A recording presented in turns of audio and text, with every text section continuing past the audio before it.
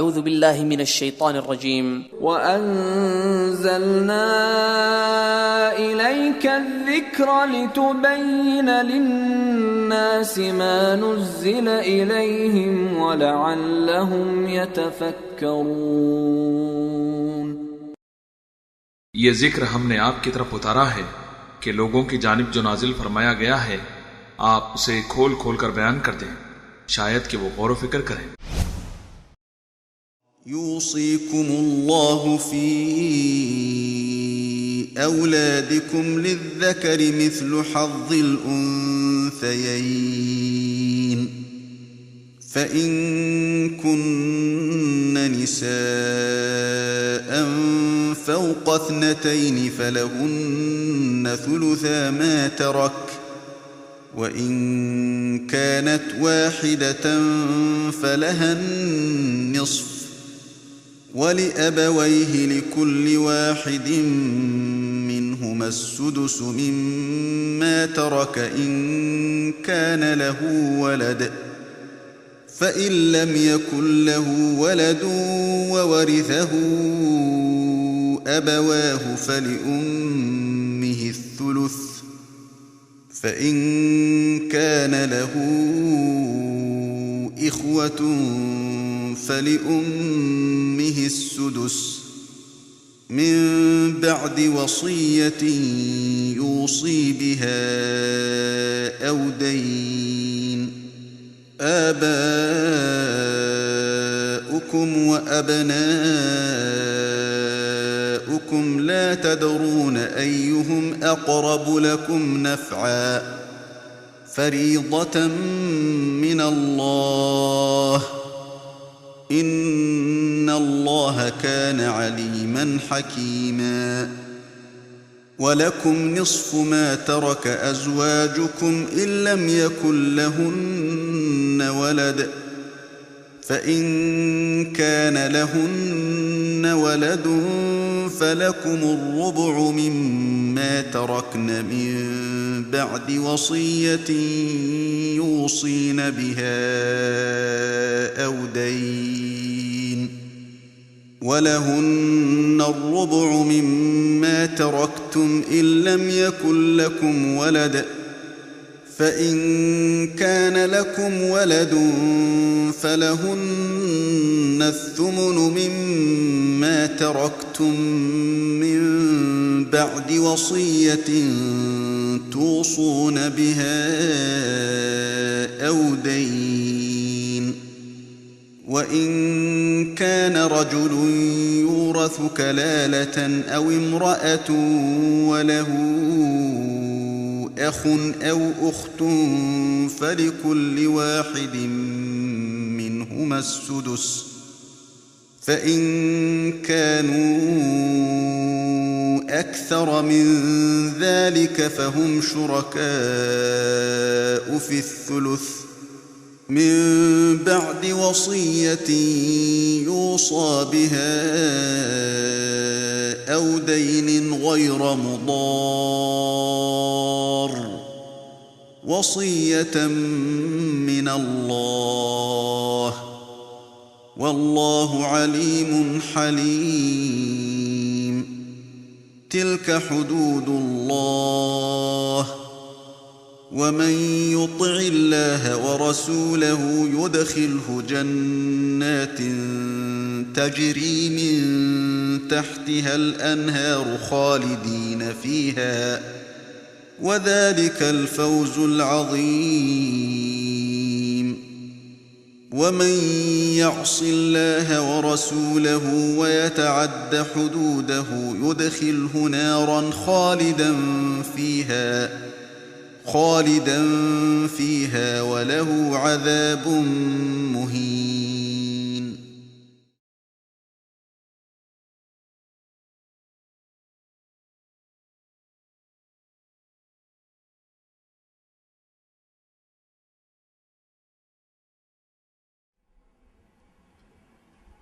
أعوذ بالله السميع العليم من الشيطان الرجيم. يوصيكم الله في أولادكم للذكر مثل حظ الأنثيين. فإن كن نساء فوق اثنتين فلهن ثلثا ما ترك وإن كانت واحدة فلها النصف ولأبويه لكل واحد منهما السدس مما ترك إن كان له ولد فإن لم يكن له ولد وورثه أبواه فلأمه الثلث فإن كان له إخوة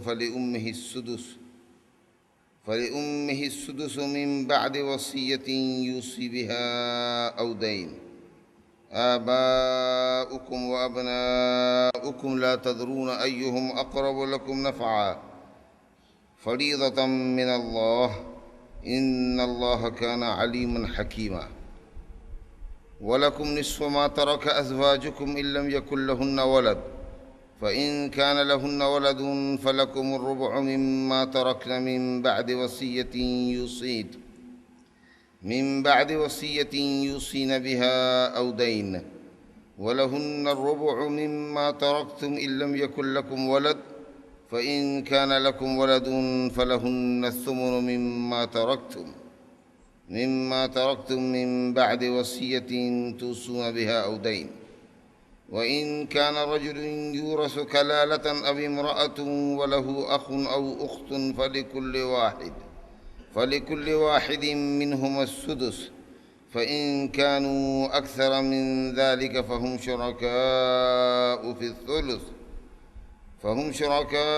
الثلث من بعد وصية يوصى بها أو دين غير مضار وصية من الله والله عليم حليم تلك حدود الله ومن يطع الله ورسوله يدخله جنات تجري من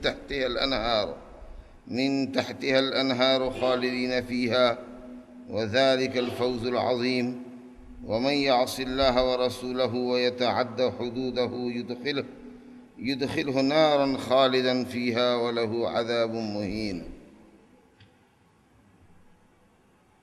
برادران اسلام، ابھی فجر کے درس میں آپ کے سامنے سورہ نساء کی 11 تا 14 آیتیں پڑھی گئی ہیں۔ ان میں سے 2 آیات آیت نمبر 11 اور 12 اور سورہ نساء کی آخری آیت نمبر 176، ان 3 آیات اور صحیح بخاری شریف میں حضرت عبداللہ ابن عباس رضی اللہ عنہما سے مروی حدیث، نبی صلی اللہ علیہ وسلم نے فرمایا الحق الفرائض بأہلها فما بقی فلأولی رجل ذکر۔ ترکوں کی تقسیم اصحاب الفروض سے کرو جن کے حصے قرآن میں اور شریعت میں مقرر ہیں، اور اس کے بعد جو بچ جائے وہ مذکر قریبی رشتہ دار کو دو، جو جتنا زیادہ قریبی رشتہ دار ہو اس کو دو۔ اصحاب الفروض جن کے حصے مقرر ہیں شریعت میں جن کا حصہ اپنے مورث کے مال سے مقرر ہے، ان کو دینے کے بعد جو مال بچ جائے تو مذکر سب سے قریبی رشتہ دار جو میت سے سب سے زیادہ قریب تھا اس کو دے۔ ایک حدیث یہ ہوئی، اور ایک دوسری حدیث جو سنن میں ہے مغیرہ ابن شعبہ اور محمد ابن مسلمہ رضی اللہ عنہما سے، کہ نبی صلی اللہ علیہ وسلم نے دادی کو، یعنی ماں کی عدم موجودگی میں دادی کو کل مال کا 1/6 چھٹا حصہ دینے کا حکم فرمایا، یا آپ نے چھٹا حصہ دیا۔ یہ 2 حدیثیں اور 3 آیت نمبر 11، 12 اور آیت نمبر 176، ان 3 آیات اور 2 احادیث جو آپ کے سامنے پیش کی گئی، ان پر پورا علم المیراث ڈیپینڈڈ ہے، اور وراثت کے تمام تر مسائل، تقریباً تمام تر مسائل انہی 3 آیات اور 2 حدیثوں سے مستنبط ہے۔ علم الفرائض، علم المیراث بہت اہم علم ہے، اور ہر شخص کو اس سے واسطہ پڑتا ہے۔ کم و بیش اس کو نصف العلم کہا گیا ہے۔ ہر شخص کو واسطہ پڑتا ہے، ہم مرنے کے بعد کی جو گتھیاں ہوتی ہیں جائیداد متروکہ کے تعلق سے، وہ گتھیاں علم الفرائض سے حل ہوتی ہیں، انہی آیات اور احادیث سے حل ہوتی ہیں۔ اس لیے اس علم کو سیکھنے کی خاص ہدایت آئی ہے، اور ظاہر ہے کہ یہ موضوع علمی ہے۔ تھیوریٹیکلی ہم جو زبانی بولیں گے تو بہت حد تک مجھے اندازہ ہے کہ آپ حاضرین تمام تر مسائل کا استیعاب نہیں کر پائیں گے، لیکن جو لوگ پڑھے لکھے ہیں، شریعت کا ان کو علم ہے، خاص کر جو طلبہ مدارس کے ہیں، علماء ہیں، انشاءاللہ وہ مسائل کو سمجھیں گے۔ اللہ کرے کہ آپ حضرات بھی پورے طور سے مسائل کو سمجھ سکیں۔ اگر کوئی کنفیوژن رہ گیا تو پھر آپ ہم سے رجوع کریں۔ اللہ سبحانہ و تعالی کی آیت یوصیکم اللہ فی اولادکم للذکر مثل حظ الانثیین، اللہ سبحانہ و تعالی تمہیں تمہاری اولاد کے سلسلے میں وصیت کرتا ہے۔ اللہ سبحانہ و تعالی ہمیں ہماری اولاد کے متعلق وصیت کرتا ہے۔ اولاد جو ہمارے جگر کا ٹکڑا ہے، اس کے متعلق ہمیں وصیت کر رہا ہے۔ اس کا مطلب یہ ہوا کہ اللہ سبحانہ و تعالی والدین سے زیادہ اولاد سے محبت کرتا ہے۔ ایک والدین جتنی اپنی اولاد سے محبت نہیں کرتے، اس سے زیادہ رب العالمین کو اولاد سے محبت ہے۔ اس لیے والدین کو ہدایت کر رہا ہے کہ اپنی اولاد کے متعلق اللہ کی وصیت کو قبول کرو، ان کی دینی و دنیاوی تربیت کرو، ان کو تعلیم دو یا ان کی تعلیم کا معقول بندوبست کرو، ان کو اسلامی آداب سے مزین اور آراستہ و پیراستہ کرو، ان کے دینی و دنیاوی مصالح کا خیال کرو، کیونکہ وہ تمہارے پاس اللہ کی ودیعت اور امانت ہے۔ سورہ تحریم آیت نمبر 6 میں اللہ تعالیٰ نے فرمایا، یا ایھا الذین آمنوا قوا انفسکم واہلیکم نارا وقودھا الناس والحجارہ، اے ایمان والو خود کو اور اپنی اولاد کو جہنم کے عذاب سے بچاؤ، جس کا ایندھن انسان اور پتھر ہوں۔ جو انسان اپنی اولاد کے تعلق سے چاق چوبند ہے، ذمہ داری کو محسوس کرتا ہے، اپنے اولاد کی تعلیم و تربیت کا انتظام کرتا ہے، اچھے اخلاق و آداب سے آراستہ کرتا ہے، ایسے والدین کے لیے اولاد بہت بڑی نعمت ہے، دنیا میں بھی اور آخرت میں بھی، زندگی میں بھی اور مرنے کے بعد بھی، انشاءاللہ صدقہ جاریہ ہے۔ لیکن جو والدین اپنی اولاد کو ضائع کرتے ہیں، ان کی دینی تربیت کا بالکل خیال نہیں رکھتے، تو اولاد ان کے لیے باعث حسرت و ندامت دنیا میں بھی ہے، اور مرنے کے بعد بھی باعث ذلت و رسوائی ہے، والعیاذ باللہ۔ اب یہاں جو وصیت اللہ پاک نے فرمائی ہے وہ ترکے کی تقسیم کے تعلق سے، آیت کے شان نزول کے تعلق سے صحیح بخاری میں حضرت جابر بن عبداللہ انصاری رضی اللہ عنہ سے روایت ہے کہ جب وہ بیمار پڑے تو نبی صلی اللہ علیہ وسلم ابو بکر صدیق رضی اللہ عنہ کے ساتھ قبیلہ بنو سلمہ میں، جہاں حضرت جابر بیمار تھے، عیادت کے واسطے پاپ عیادت تشریف لے گئے۔ جابر بے ہوش تھے، نبی صلی اللہ علیہ وسلم نے وضو کیا، وضو کے پانی کا چھیٹا جابر پر مارا، وہ ہوش میں آئے۔ اس کے بعد کہا، یا رسول اللہ، مجھے میرے مال کے تعلق سے حکم فرمائیے کہ میں اپنے مال کا کیا کروں۔ تو آیت کریمہ اتری۔ امام بخاری رحمۃ اللہ علیہ نے اس آیت کی تفسیر میں یہ حدیث نقل کی۔ دوسری حدیث حضرت جابر بن عبداللہ سے ہی مروی ہے کہ سعد بن ربیع کی 2 بیٹیاں تھیں۔ جب حضرت سعد بن ربیع جنگ احد میں شہید ہو گئے تو سعد کے بھائی نے اپنے بھائی کی، شہید بھائی کی کل متروکہ جائیداد لے لی اور سعد کی دونوں بیٹیوں کو محروم کر دیا۔ جس پر سعد کی بیوی نبی صلی اللہ علیہ وسلم کی خدمت میں آئی اور کہا کہ یہ 2 بیٹیاں سعد کی ہیں جو آپ کے ساتھ احد میں شہید ہوئے ہیں، ان کے چچا نے کل مال ان کے باپ کا لے لیا ہے، ان کے لیے کچھ بھی نہیں چھوڑا ہے، اور ان دونوں کی شادی ہو نہیں سکتی جب تک کہ ان کے پاس مال نہ ہو۔ جاہلیت میں لوگ مالدار عورتوں کو تلاش کر شادی کرتے تھے، جیسے آج بھی یہ مزاج بن گیا ہے کہ دینداری کو ثانوی درجہ حاصل ہو گیا ہے، مالداری کو پہلی پوزیشن حاصل ہو گئی ہے۔ کہاں مال زیادہ ملے گا، موٹی مرغی کون ملے گی، کہاں ملے گی، ایسی جگہ تلاش کے لوگ شادی کرتے ہیں۔ دینداری نمبر 1 ہے، فاظفر بذات الدین تربت یدا، کوشش کرو کہ دیندار بیوی چاہو ملے، اس کے ساتھ اگر حسن و جمال والی ہے، مال و منال والی ہے، حسب و نسب والی ہے تو نور علی نور، لیکن دینداری مقدم ہونی چاہیے۔ بہرحال آپ نے کہا اچھا اللہ فیصلہ کرے گا ان دونوں لڑکیوں کے متعلق، آیت اتر گئی، آپ نے خبر بھجوائی سعد کے بھائی کو کہ چونکہ سعد کی 2 بیٹیاں ہیں، اس لیے آیت کریمہ کی روشنی میں سعد کی متروکہ جائیداد کا 2/3 کل مال کا 2/3 حصہ، 3 حصے میں لگاؤ تو 2 حصے 2/3 کل مال 3 جگہ لگے، اس میں کا 2 حصہ سعد کی بیٹی کو ملنا چاہیے، بیٹیوں کو ملنا چاہیے۔ 1/8 چونکہ سعد کی بچے ہیں اس لیے بیوی کو 1/8 8واں حصہ کل جائیداد کا 8واں حصہ جائے گا،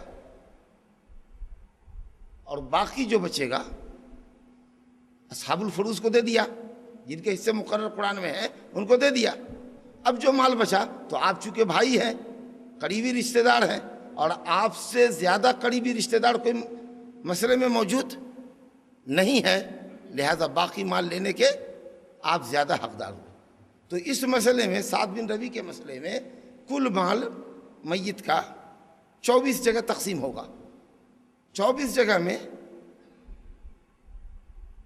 16 پوائنٹ ان کی بیٹیوں کو گیا، اور 3 پوائنٹ 8واں حصہ 8 ترک 24، 3 پوائنٹ بیوی کو گیا، 16 3 19، 5 پوائنٹ میں جی 5 پوائنٹ سعد کا بھائی لے لے۔ یہ ہے شان نزول۔ قرین قیاس اور اغلب یہ ہے کہ سعد بن ربیع کی بیٹیوں کے مسئلے میں آیت یہ اتری ہے، اور حضرت جابر کا جو اپنا واقعہ ہے کہ میں اپنے مال کے متعلق کیا کروں، اس کا تعلق سورہ نساء کی آخری آیت نمبر 176 سے ہے، کیونکہ جابر بن عبداللہ کے پاس سوائے بہنوں کے اور کوئی وارث نہیں تھا، تو وہاں بہنوں اور بھائیوں کا مسئلہ بیان کیا گیا ہے کہ ایک آدمی اگر کلالہ ہو، یعنی اس کے پاس بیٹا بیٹی پوتا پوتی میں سے کوئی نہ ہو، باپ اور دادا بھی نہ ہو، بھائی اور بہن ہی وارث ہوتے ہوں، تو وہاں مسئلہ بتایا گیا ہے کہ ایک بہن ہو تو آدھا مال لے گی، 2 بہن ہو تو 2/3 لے گی، اور بھائی بہن دونوں ہوں تو مذکر کو مؤنث کا دگنا ملے گا۔ اس پیٹرن پر مال بٹے گا، کیونکہ جابر کے پاس چونکہ صرف بہنیں تھیں، اس لیے جابر رضی اللہ عنہ کے واقعے سے مل کھاتی ہے آخری آیت۔ یہ جو آیت یہاں ہمارے پاس ہے یہ سعد بن ربیع کے واقعے سے مل کھاتی ہے۔ بہرحال اب تھوڑی سی تفصیل میں آئیے۔ اللہ سبحانہ و تعالیٰ فرماتا ہے ترکے کی تقسیم کے تعلق سے کہ اللہ رب العالمین تمہاری اولاد کے سلسلے میں وصیت کرتا ہے کہ مذکر کو مؤنث کا 2 گنا دو۔ اگر تمہارے پاس صلبی اولاد ہے، توجہ فرمائیے، صلبی اولاد ہے، بیٹا ہے بیٹی ہے، یا اگر بیٹے بیٹی نہیں ہیں تو پوتے اور پوتی بیٹے اور بیٹی کے قائم مقام ہوتے ہیں۔ لیکن یہ یاد رکھا جائے کہ اگر میت کے پاس بیٹا ہے تو پوتا اور پوتی کہیں وارث نہیں ہوتا ہے۔ ایک بیٹا اگر زندہ ہے مثال کے طور پر اور ایک بیٹا مر گیا ہے، اس کی اولاد ہے، تو چونکہ مسئلے میں بیٹا موجود ہے اس لیے پوتا پوتی ترکہ پانے کا مستحق نہیں ہے۔ لیکن اگر بیٹا بیٹی نہیں ہے تو پوتا پوتی ہی بیٹا بیٹی کی جگہ پر قائم ہو جائے گا۔ تو بہرحال اولاد کے متعلق صلبی اولاد، بیٹا بیٹی یا بیٹے کی اولاد، پوتا اور پوتی، بیٹیوں کی اولاد نہیں، کیونکہ بیٹیوں کی اولاد وارث نہیں ہوتی۔ ایسی صورت میں جبکہ تمہاری صلبی اولاد ہو بیٹا بیٹی، تو اللہ رب العالمین وصیت کرتا ہے کہ مذکر کو مؤنث کا 2 گنا ملے گا۔ اب اگر آپ سے یہ پوچھیں کہ کسی شخص کے پاس ایک بیٹی ہے اور ایک بیٹا ہے، کیسے بانٹو گے؟ تو کہو کہ بیٹے کو 2 پوائنٹ اور بیٹی کو 1 پوائنٹ، کل مال 3 حصے میں لگے گا، 1 پوائنٹ بیٹی لے لے گی، 2 پوائنٹ بیٹا لے لے گا۔ تم سے پوچھیں کہ مسئلے میں میت کے پاس 2 بیٹی ہے 1 بیٹا ہے، آپ کیسے فیصلہ کریں گے؟ کہ بیٹے کو 2 حصہ ملتا ہے اور ہر بیٹی کو 1 حصہ ملے گا، تو 2 بیٹیوں کا 2 پوائنٹ، اور 1 بیٹا 2 بیٹی کے برابر ہوتا ہے تو 4 پوائنٹ لگے گا، 4 حصے میں مال لگے گا۔ 3 بیٹی ہے 2 بیٹا ہے، 3 بیٹیوں کا 1 پوائنٹ اور 2 بیٹوں کا 2 پوائنٹ، 4 پوائنٹ، کل مال 7 جگہ لگے گا۔ ایزی ہے سمجھنا؟ یہ تو بیٹے بیٹی دونوں ہوں تب یہ صورتحال ہوئی۔ اللہ کہتا ہے اگر صرف بیٹیاں ہی ہوں میت کے پاس، تو اگر 1 بیٹی ہو تو نصف مال 50%، 2 بیٹیوں سے اوپر ہو، قرآن مجید کی جو یہاں پر آیت ہے کہ 2 بیٹیوں سے اوپر ہوں، فَإِن كُنَّ نِسَاءً فَوْقَ اثْنَتَيْنِ، 2 کے اوپر ہوں، فَلَهُنَّ ثُلُثَا مَا تَرَكَ، تو مال متروکہ کا 2/3 لے گی، 2/3۔ 2 بیٹیوں سے اوپر ہوں تو 3 ہو، 4 ہو، 5 ہو، 8 ہو، 10 ہو، جتنی بھی ہو، کل مال کا 2/3، 2/3۔ سوال یہ ہے، اور اگر 2 ہوں تو کیا لیں گی؟ 2 کے اوپر ہوں تو 2/3، اور 2 ہوں تو کیا لیں گی؟ تو 2 بھی ہوں گی تو ان کو بھی 2/3 ہی ملے گا، کیونکہ اللہ سبحانہ وتعالیٰ نے بہنوں کا جو حصہ سورہ نساء کی آیت نمبر 176 میں بیان کیا ہے تو وہاں بالکل واضح کر دیا، فَإِن كَانَتْ اثْنَتَيْنِ، اگر بہنیں 2 ہوں تو ان کو 2/3 ملے گا، 2/3، 2/3، 2/3، 2/3 ملے گا۔ جب 2 بہنوں کو میت کے مال میں سے 2/3 ملا تو بہنوں کے مقابلے میں بیٹیاں تو میت سے قریب تر ہے تو ان کو بھی ملے گا 2/3۔ اچھا، سعد بن ربیع کے واقعے میں بھی ابھی آپ نے سنا کہ ان کی 2 بیٹیوں کو نبی صلی اللہ علیہ وسلم نے 2/3 مال دیا۔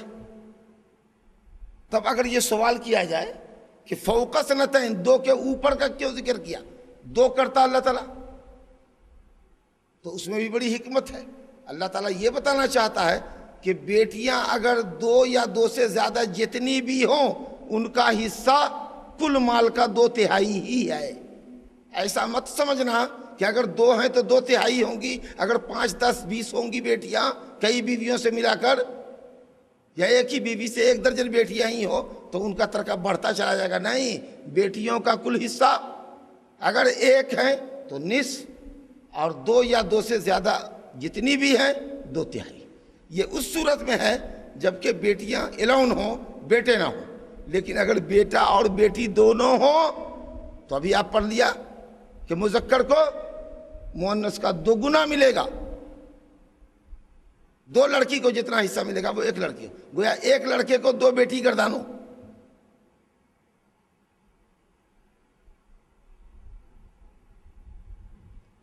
یہ، اور اگر بیٹے نہیں ہیں، بیٹیاں نہیں ہیں، پوتے پوتیاں ہیں تو ان کا بھی یہی رول چلا۔ مسئلہ وہاں سمجھنے کا ہے کہ میت کے پاس اگر بیٹی ہے بیٹا نہیں ہے تو اگر ایک بیٹی ہے تو آدھا لے گی، اب وہاں ایک پوتی بھی ہے تو چھٹا مال 1/6، کیونکہ اللہ نے بیٹیوں کے لیے 2/3 رکھا ہے زیادہ سے زیادہ، تو پوتی بھی ایک طرح سے بیٹی ہی ہے، اور مسئلے میں بیٹا نہیں، کیونکہ اگر بیٹا ہوتا تو پوتے پوتی وارث نہیں ہوتے، لیکن بیٹی ہی ہے صرف، تو چلو اس کو نصف دے دیتے ہیں، اور ثلثین 2/3 میں 1/6 مال بچا ہوا ہے۔ اگر 1/2 میں پلس 1/6 کر دیں تو 2/3 مال ہوتا ہے۔ تو اگر بیٹی ایک ہو، اب پوتی ایک یا ایک سے زیادہ ہو تو آدھا مال بیٹی کو دے دیجئے، 1/6 پوتیوں کو دے دیجئے الحمدللہ۔ لیکن اگر 2 بیٹی ہیں یا 2 سے زیادہ ہیں اور سائڈ میں پوتیاں بھی ہیں تو چونکہ بیٹیاں ہی 2/3 لینے کے واسطے کھڑی ہوئی ہیں، اس لیے پوتی سائڈ ہو جائے گی۔ آگے اللہ رب العالمین والدین کا حق بتاتا ہے، وَلِأَبَوَيْهِ لِكُلِّ وَاحِدٍ مِّنْهُمَا السُّدُسُ إِنْ كَانَ لَهُ وَلَدٌ۔ میت کے پاس اگر اولاد ہے، مذکر یا مؤنث، بیٹا ہو یا بیٹی ہو، اور ماں باپ چھوڑ کے گیا، والدین بھی زندہ ہو، اکثر ایسا ہوتا ہے آدمی بچے چھوڑتا ہے اور ماں باپ بھی چھوڑتا ہے، ایسی صورت میں جب میت کے پاس اولاد ہو تو ماں باپ میں سے ہر ایک کو چھٹا حصہ ملے گا، 1/6 باپ کے نیچے، ماں کے نیچے 1/6۔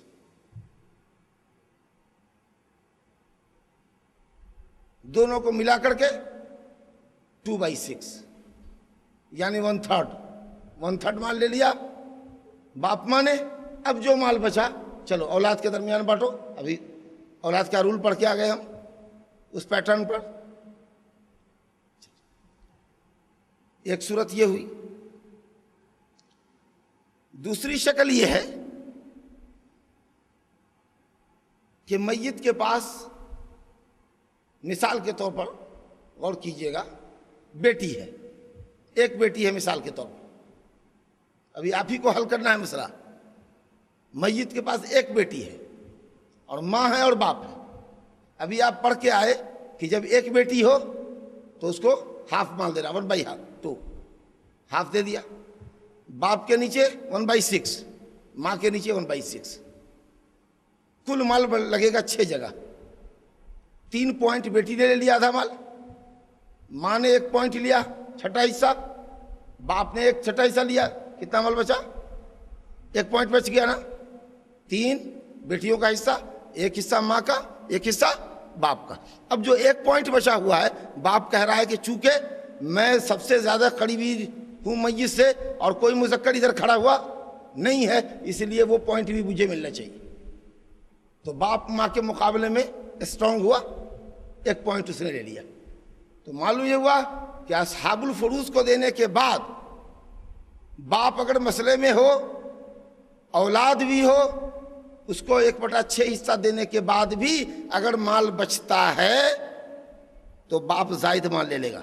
لیکن یہ تبھی باپ کو زائد مال ملے گا جب مسئلے میں بیٹا نہ ہو، کیونکہ بیٹا ہوگا تو باپ ماں کو چھٹا حصہ دینے کے بعد جو مال بچ جائے گا وہ بیٹا بیٹی کے درمیان تقسیم ہو جائے گا، مذکر کو مؤنث کا دگنا کے پیٹرن پر۔ دو صورتحال ہوئی آئی، مسئلے میں صرف ماں باپ ہوں اور کوئی نہ ہو۔ اللہ رب العالمین کی شریعت ہے، دنیا کے کسی بھی عقل مند سے عقل مند انسان کو یا کسی تنظیم کو اگر دیا جاتا کہ ترکوں کی تقسیم کر دو تو بہت زیادہ اٹھا پٹک ہوتی اور لوگ کہتے یہ نا انصافی ہے، لیکن رب العالمین کا انصاف ہے، یہ انسان کر ہی نہیں سکتا تھا یہ فیصلہ۔ مسئلے میں صرف ماں باپ ہے، اللہ فرماتا ہے کہ اگر صرف والدین ہی تمہارے وارث ہو تو ماں کو 1/3 مال دے دو، 1/3۔ باپ کا حصہ اللہ نے نہیں بتایا، اس کا مطلب یہ کہ 1/3 دینے کے بعد جو مال بچا وہ باپ کا حصہ ہوا۔ باپ نے 2/3 لیا، دگنا لیا ماں سے، ٹھیک ہے۔ اب آئیے ایک صورت دیکھی، بڑے مزے کی صورت ہے. حضرت عمر فاروق رضی اللہ عنہ سے مسئلہ پوچھا گیا تھا. مسئلے میں مثال کے طور پر احد الزوجین ہے، بیوی ہے، مثال کے طور پر ماں ہے اور باپ ہے، اولاد نہیں ہے. شریعت کے ضابطے سے بیوی کو چوتھائی مال ملنا ہے، 1/4، 1/4. چونکہ اولاد نہیں ہے، اگر ماں کو 1/3 دیتے ہیں تو 12 پوائنٹ پر مال لگے گا، تو 3 پوائنٹ بیوی کو اور 3 چوکا 12، 4 پوائنٹ ماں کو. 7 پوائنٹ 12 پوائنٹ میں سے نکل گئے تو باپ کو کتنا بچا؟ 5 پوائنٹ. باپ نے کہا نہیں، میں اس پر راضی نہیں ہوں. ارے کم سے کم میرا حصہ میت کی ماں کے برابر تو ہے، سدس 1/6 1/6. دوسرے نمبر پر ماں کو تہائی دیا گیا ہے تو وہاں اپن کو 2/3 2/3 ملا ہے. آپ سمجھ رہے؟ تو مجھے دگنا ملنا چاہیے یا برابر ملنا چاہیے. ایسا کیسے ہوتا کہ ماں اس مسئلے میں 4 پوائنٹ لے رہی ہے اور ہم صرف 5 پوائنٹ لے رہے ہیں؟ آپ سمجھے؟ چلو، شوہر اگر مسئلے میں ہو اور ماں باپ ہو تو اسلامی ضابطے کے مطابق شوہر کو آدھا مال ملنا. آدھا مال انہوں نے لے لیا، ماں نے کہا کہ بال بچہ نہیں ہے مجھے تہائی دو، تو تہائی آپ کو دے دیا. سمجھ رہے؟ مسئلہ 6 جگہ لگے گا تو 3 پوائنٹ تو لے لیا باپ نے، شوہر نے آدھا مال، اور ماں نے لے لیا 2 پوائنٹ، تو 3 2 5. باپ کے لیے بچا 1، ماں سے بھی کم. کہ یہ کیسے ممکن ہے؟ یہ مسئلہ کیا حضرت عمر فاروق رضی اللہ عنہ کے پاس. انہوں نے فیصلہ کیا، بہت اچھا فیصلہ کیا کہ دیکھو ماں کو تہائی وہاں ملتا ہے جہاں ماں باپ کے علاوہ مسئلے میں کوئی دوسرا وارث نہ ہو. یہاں چونکہ میاں بیوی میں سے کوئی ایک ہے، شوہر مرے گا تو بیوی چھوڑے گا یا بیوی مرے گی تو شوہر چھوڑے گی، لہذا میاں بیوی کا ترکہ دے دو.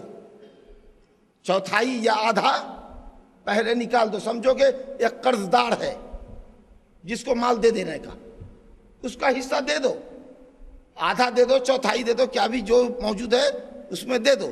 باقی جو مال بچے اس میں باقی مال میں سے تہائی اس کو دو ماں کو، اور 2/3 ہم کو دو. یعنی آدھا مال ان کو دے دو یا چوتھائی مال ان کو دے دو. باقی جو 3/4 بچتی ہے اس کے اندر تہائی بوڑھی ماں کو دو اور اس کا دگنا ہم کو دو. جب یہ فیصلہ کیا حضرت عمر فاروق نے، الحمدللہ باپ کو ماں کا دگنا مل گیا. بات سمجھ میں آ گئی؟ الحمدللہ. چلو، مسئلے میں میت کے پاس بھائی ہیں، اخوہ، 2 ہو یا 2 سے زیادہ، 2 یا 2 سے زیادہ بھائی ہوں اور ماں باپ ہوں، تو یاد رکھیے باپ کی موجودگی میں بھائی محجوب ہے، ترکے سے محجوب ہے، محروم ہے. بیٹا ہو تو بھی، باپ ہو تو بھی، سگا بھائی ہو کہ سوتیلا بھائی ہو یا ماں شریک بھائی ہو، دونوں کے باپ الگ ہے ماں ایک ہے، یا سوتیلا ہو یعنی باپ ایک ہو اور ماں 2 ہو، یا سگے ہیں کہ ماں باپ ایک ہے، کوئی بھی کسی طرح کا بھائی ہوگا میت کا، اگر باپ اور بیٹا موجود ہے مسئلے میں سائڈ ہو جاؤ، نہیں ملے گا. سمجھ رہے؟ چلو، مسئلے میں ماں ہے، باپ ہے اور 2 بھائی ہیں. اب یہ بھائی ترکہ نہیں پاتے، لیکن پھر بھی اگر یہ 2 بھائی ہوں تو رب العالمین فرماتا ہے فَلِأُمِّهِ السُّدُسُ، میت کی ماں کو 6واں حصہ ملے گا. حالانکہ یہ دونوں اگر نہیں ہوتے تو ماں کو تہائی ملتا 1/3، لیکن چونکہ یہ دونوں موجود ہیں تو جمہور علماء نے یہ کہا کہ چاہے وارث ہو یا باپ کی وجہ سے سائڈ ہو رہے ہوں، محجوب ہو رہے ہوں، پھر بھی یہ ماں کے حصے کو کم کر دیں گے، 1/3 سے بالکل جسٹ ہاف 1/6 پہ لے آئیں گے. اور یہ خود تو دونوں وارث نہیں ہوئے، جو مال بچا کل مال باپ نے لے لیا. ان دونوں بھائیوں کو بھی کچھ نہیں ملا، لیکن انہوں نے ماں کا 1/3 کو 1/6 کر دیا، جسٹ ہاف کر دیا. سمجھے آپ؟ باپ کو یہاں بالکل ڈبل فائدہ ہوا. اگر یہ دونوں نہیں ہوتے تو 1/3 ماں لیتی، 2/3 باپ لیتا. لیکن یہاں 2/3 کے اوپر بھی مال بڑھ گیا، کیونکہ ماں کا حصہ 1/3 سے 1/6 پر آ گیا، بالکل ہاف آ گیا. باپ کو فائدہ ہو گیا. شاید اس لیے کہ باپ میت کے بھائی یعنی اپنے بیٹوں کی خبر گیری کرتا ہے، شادی بیاہ اور دوسری اخراجات پورے کرتا ہے، اس لیے کہا گیا کہ چلو بھائی نے کہا کہ اگر مجھ کو نہیں بھی ملتا ہے تو باپ کو کچھ زیادہ مال مل جائے، کیونکہ وہ ہم لوگوں کا خیال رکھتے، کیونکہ ہم بھی تو اس کی اولاد ہے. اور کچھ علماء نے کہا کہ نہیں، جب یہ دونوں وارث ہی نہیں ہو رہے ہیں تو ماں پر ان کا اثر نہیں ہوگا، ان کو ثلث لینے دو.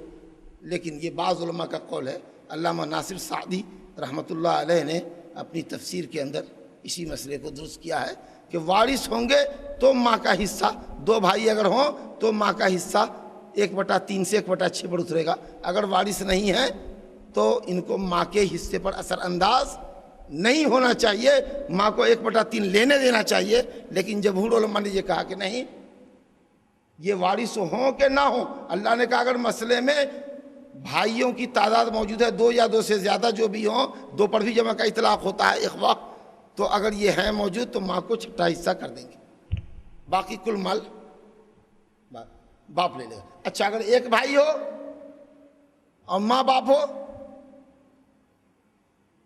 بولو محمود، اگر ایک بھائی ہے تو ماں کے حصے پر کوئی فرق نہیں پڑے گا، اس کو 1/3 نہیں مل رہا ہے، کیونکہ اللہ نے کہا بھائیوں کی تعداد ہونی چاہیے، کم سے کم 2 یا 2 سے زیادہ ہوں تو ماں کا حصہ 1/3 سے 1/6 آتا ہے. لیکن اگر ایک ہی بھائی ہے میت کا تو یہ تو محروم ہوا، محجوب ہو گیا، باپ نے اس کو کنڈم کر دیا. لیکن یہ چونکہ اکیلا ہے اس لیے ماں کے حصے پر اثر انداز نہیں ہوگا، ماں کو 1/3 کا 1/3 ہی ملے گا. ہم سمجھتے ہیں بات صاف ہوئی؟ چل اب ایک مسئلے کو ذرا سا دیکھیے، بھائیوں کے مسئلے میں بڑا دلچسپ موڑ ہے. مسئلے کے اندر شوہر ہو، اس کو کہتے ہیں مسئلہ حماریہ، گدھے والا مسئلہ. ترکے میں زوج ہے، شوہر، آپ ہی لوگوں کو حل کرنا ہے. ماں ہے اور ماں جائی 2 بھائی ہیں، یعنی ماں 1 باپ 2، میت کی ماں اور یہ جو بھائی ہیں 2 بھائی ہمارے، ان کی ماں 1 ہی ہے، باپ نہیں ہے. باپ ہونے سے تو بھائی کنڈم ہو جاتے. شوہر ہے، ماں ہے، 2 ماں کے رشتے سے بھائی ہیں ہمارے، اور ادھر 1 یا 2 سگے بھائی ہیں ہمارے. ذرا دیکھیے گا مسئلے کو. اسلامی ضابطے کے مطابق یہ ماں جائی بھائی جو ہمارے ہیں، جن سے ہمارا ماں کے ذریعے رشتہ ملتا ہے، یہ میرے ماں اور باپ دونوں کے بھائی ہیں، تو یہ ان کا حصہ شریعت میں مقرر ہے. اور سگے بھائی کا حصہ مقرر نہیں ہے، یہ اسبا کہلاتے ہیں. اسلامی ضابطے کے مطابق یہاں اس مسئلے میں میت کے کل مال کا آدھا حصہ شوہر نے لے لیا، کیونکہ میت کے پاس اولاد نہیں ہے، آدھا مال لے لیا انہوں نے.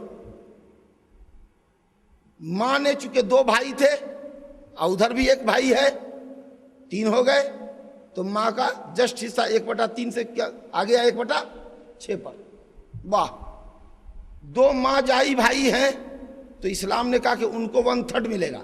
اگر 1 ہوتے تو 1/6 ملتا، 2 ہوں تو ان کو 1/3 ملے گا. 1/3 دے دیا. آپ کو کہا آپ رکیے، آپ اسبا ہیں، آپ کو بعد میں دیکھیں گے. ماشاء اللہ مال جب بانٹا تو 6 جگہ پر مال بٹے گا تو شوہر لے لے گا 3 حصہ، ٹھیک ہے. ماں نے 1/6 لیا تو 1 پوائنٹ لے گی، 4 ہو گیا. 2 ماں جائی بھائی ہیں، ان کو 1/3 ملنا ہے، 3 دونا 6، 2 پوائنٹ انہوں نے لے لیا، مال کل ختم.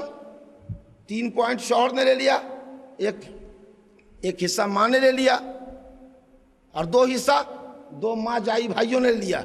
یہ جو سگا تھا یہ منہ تاکتا رہ گیا. اس نے کہا جا کر کے امیر المومنین سے، یہی فیصلہ ہے قرآن کے مطابق، یہی فیصلہ ہے. کہا حضور یہ کیسے ہو گیا؟ ارے یہ دونوں ماں کے رشتے سے میت سے ملتے ہیں، لیکن جو ماں ان دونوں کی ہے وہی ماں میری بھی ہے، اور باپ بھی ہمارا اور میت کا ایک ہی ہے، تو ہم تو اس کے مقابلے میں میت سے اسٹرانگ ہیں. تو ان کو آپ نے حصہ دے دیا، ہم محروم رہ گئے. حب ان ابانا کان حمارن، تھوڑی دیر کے لیے مان لیجیے کہ ہمارا باپ گدھا تھا، اس کو ہٹائیے، مار دیجیے.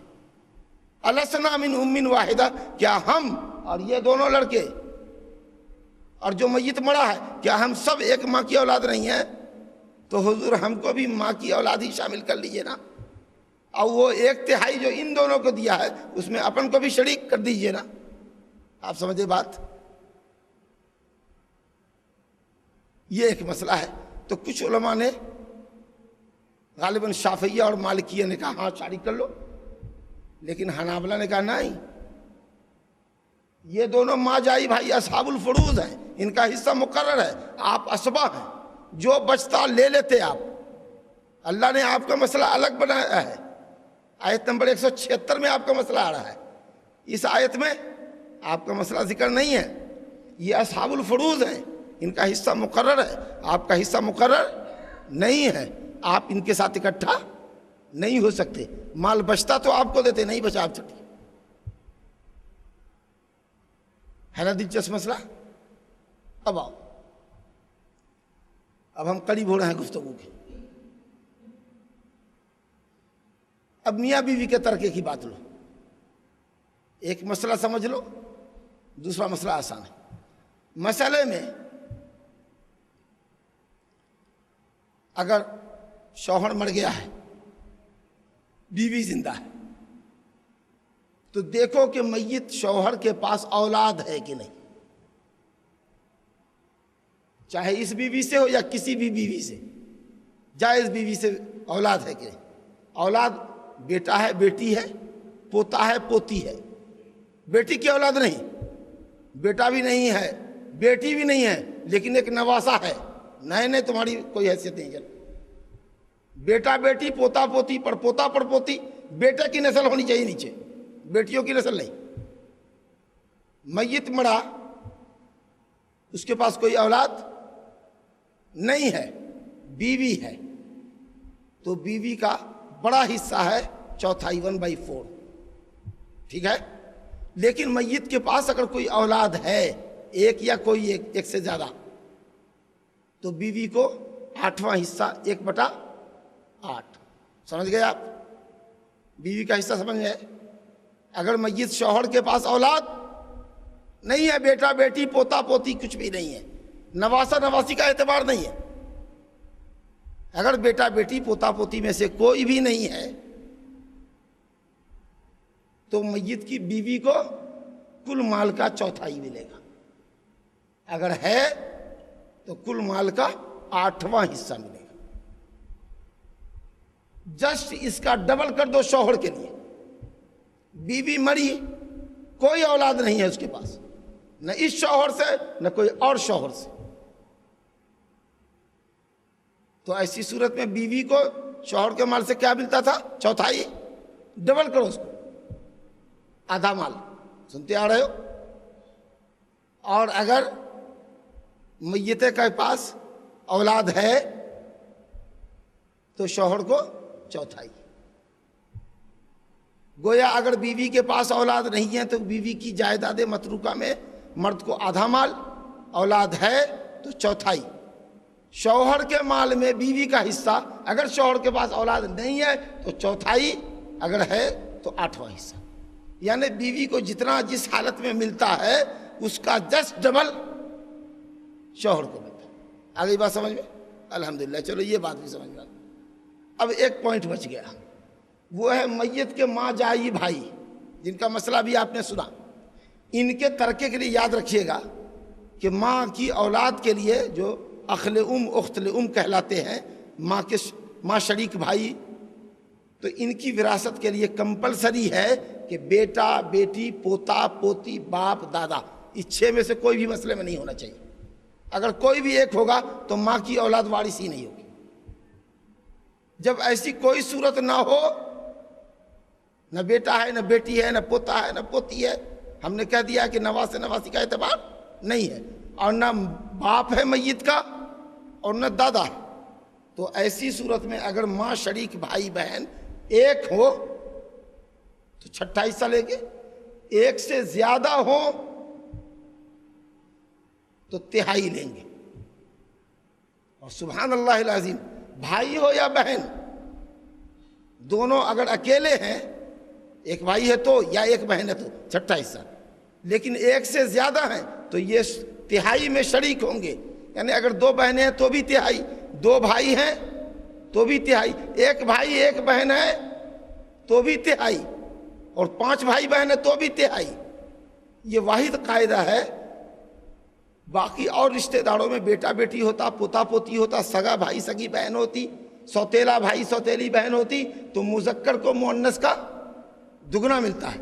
لیکن ماں جائی بھائی بہنوں کے اندر اللہ نے برابر کیا کہ جتنا مؤنث کو ملے گا اتنا ہی مذکر کو ملے گا۔ اوکے؟ کیونکہ میت کلالہ ہے۔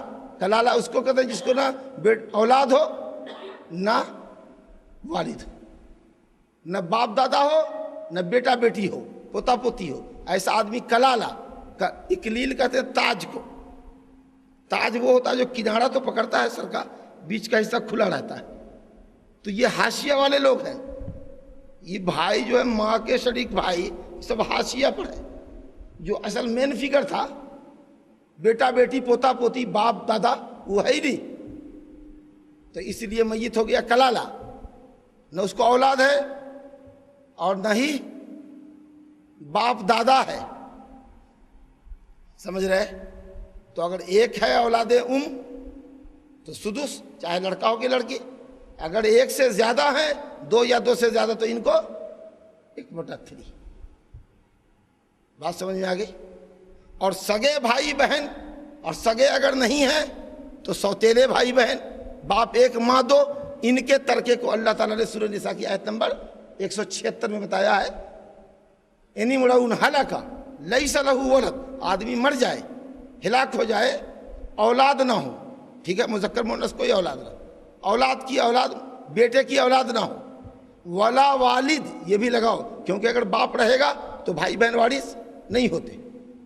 تو اس مسئلے میں اگر بھائی ہیں، سگے ہوں یا سگے کی عدم موجودگی میں سوتیلے ہوں، تو اللہ نے فرمایا کہ بہن 1 ہے تو نصف مال لے گی، اگر 2 ہے تو 2 تہائی لے گی، اگر بھائی بہن ملے ہوئے ہیں تو مذکر 1 مذکر کو 2 سر گنو اور 1 مؤنث کو 1 سر گنو۔ اس طریقے سے جتنے ان کے سر ہوں اتنا سہام لگا کر مال کو بانٹ دو۔ الحمدللہ تمام مسائل جو اس باب میں بیان کیے گئے تھے آگے۔ حدیث میں جو میں نے کہا کہ سنن کی روایت ہے کہ اگر ماں نہ ہو تو دادی، اور دادی بھی ہے میت کے پاس اور نانی بھی ہے، اماں نہیں ہے، تو نبی صلی اللہ علیہ وسلم نے دادی کو، جدہ کو سدس دیا، 1/6۔ اب دادی میں دادی بھی داخل ہوتی ہے، نانی کو بھی عربی میں جدہ ہی کہتے ہیں۔ تو دادی اور نانی دونوں اگر بوڑھی موجود ہے تو وہی 1/6 میں دونوں شریک ہو جائے گی۔ لیکن اگر ماں میت کی زندہ ہے تو دادی اور نانی کو ترکہ نہیں ملے گا۔ باپ اگر زندہ ہے تو دادا کو نہیں ملے گا، لیکن اگر باپ نہیں ہے دادا ہے تو جتنا فارمولہ باپ پر لاگو ہوا ہے اتنا سارا فارمولہ دادا کے لیے بھی ہو جائے گا۔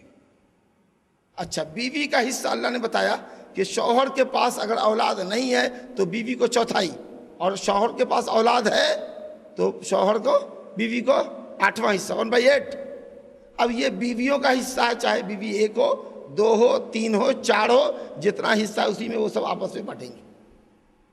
اللہ تعالیٰ نے فرمایا کہ دیکھو یہ جو ترکے کی تقسیم ہے، باپ اور بیٹے کے درمیان کا جو ڈفرینس ہے، اور بھی رشتہ داروں کا، تمہیں نہیں معلوم کہ باپ اور بیٹوں میں میت کے لیے کون زیادہ نفع بخش ہے اور کون زیادہ نفع بخش نہیں ہے، کہ اس کو کیا ملنا چاہیے تھا، اس کو اللہ بہتر جانتا ہے، اور اس نے اپنے علم کی بنیاد پر یہ ترکے کی تقسیم فرمائی ہے۔ اس لیے اس پر کوئی اعتراض نہیں ہونا، فریضۃ من اللہ، اللہ کی طرف سے یہ مقررہ قانون ہے، اس کی پاسداری ہونی۔